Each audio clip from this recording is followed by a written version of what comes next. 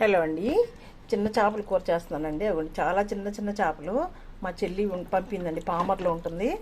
తను శుభ్రంగా చేసి పంపించిందండి. చూడండి ఎంత చిన్న చిన్న చేపలు. అసలు